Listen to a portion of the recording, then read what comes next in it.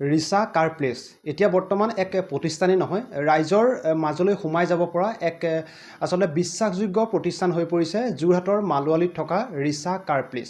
বিগত 20 বছৰতকৈও অধিক বছৰ যোৰহাটৰ লগতে অসমৰ বিভিন্ন প্ৰান্তৰ ৰাইজৰ বিপুল সমাদৰ বুটলিবলৈ সক্ষম হোৱা ৰিচা কাৰ প্লেচে এতিয়া বৰ্তমান বিভিন্ন বাহন ৰাইজৰ বাবে যোগান ধৰি এক সুলভ মূল্যত আচলতে যি গাড়ী সেই গাড়ী ৰাইজৰলৈ যোগান ধৰি এক বিপুল সমাদৰ লাভ কৰিবলৈ সক্ষম হৈছে।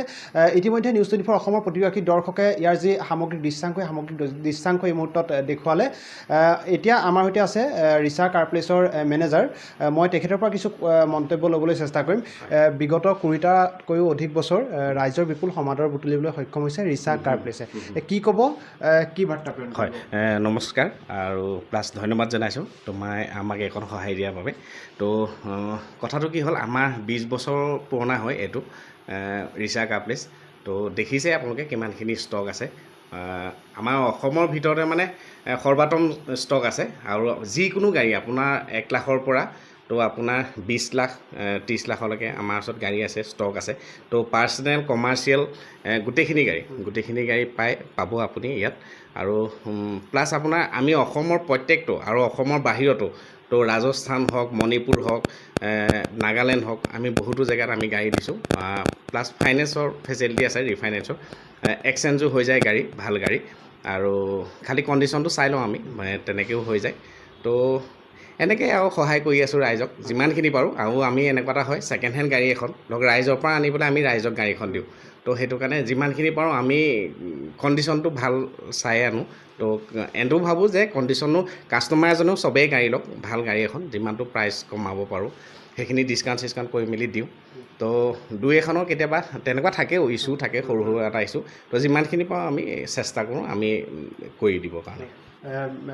পাৰ্চনেল আৰু কমাৰ্চিয়েল দুয়োটা আচলতে দুয়োখন গাড়ীৰ আচলতে বিপুল ইয়াত যি ষ্টক আপোনালোকে ৰাখিছে, ইতিমধ্যে আমি লক্ষ্য কৰিছোঁ প্ৰায় 4টাতকৈও অধিক আপোনাৰ ষ্টক আচলতে আছে। আমাৰ শিৱসাগৰতো আছে, এটা নতুন বাছ আমি শিৱসাগৰতো খুলিছোঁ।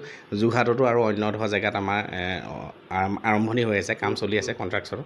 তো যিমানখিনি পাৰোঁ ৰাইজকো দিবলৈ চেষ্টা কৰিছোঁ, যিমানখিনি কমত দিব পাৰোঁ সেইটোও চেষ্টা কৰোঁ। আৰু কণ্ডিশ্যনটো ভালেই ৰাখিব বিচাৰোঁ যিমানখিনি পাৰোঁ, পাৰ্চনেলেই হওক বা কমাৰ্চিয়েলেই হওক, ডাঙৰ আমাৰ ডাম্পাৰলৈকে আছে। তো সেইটোৱে ৰাইজৰ বিশেষ সমাদৰো পাইছোঁ, সহায়ো পাইছোঁ। বহুতখিনি জেগাৰ পৰা আমাৰ ওচৰলৈ আহিছে কাষ্টমাৰ, তো লৈ গৈছে আমাৰ ইয়াৰ পৰা গাড়ী। তো সেয়াই আৰু কথাটো।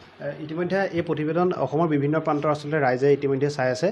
তেওঁলোকে যদি যোগাযোগ কৰিব বিচাৰে আপোনালোকৰ যিটো ঠিকনা আচলতে ঠিকনা আৰু আপোনালোকৰ এটা কণ্টেক্ট হয়, আপুনি আহক। প্ৰথমতে যোৰহাট ৰিচা কাৰ প্লেচ যোৰহাটত আছে, মালোৱালি বাইপাছ চাৰিআলিত আছে। তো আমাৰ একচুৱেলি ইউটিউবতো আমাৰ এডভাৰটাইজ চলি থাকে, তো ফেচবুকতো আহে। তো আহক, কণ্টেক্ট নাম্বাৰো পাব বা স্ক্ৰীণতো নাম্বাৰ থাকেই অলৰেডি আমাৰ তাতো। তো আহক, যিমানখিনি পাৰোঁ আমি কাষ্টমাৰকো যিমানটো ছেটিছফাইড কৰিব পাৰোঁ আমি সেইখিনি কৰি মেলি দিম। যিমান ডিছকাউণ্ট কৰিব পাৰোঁ সেইটোও কৰিম। আৰু অফাৰো আহি থাকে আমাৰ মাজে মাজে। তো সেইটো হিচাপত আহিলেই হ'ল আৰু কাষ্টমাৰ। হয়।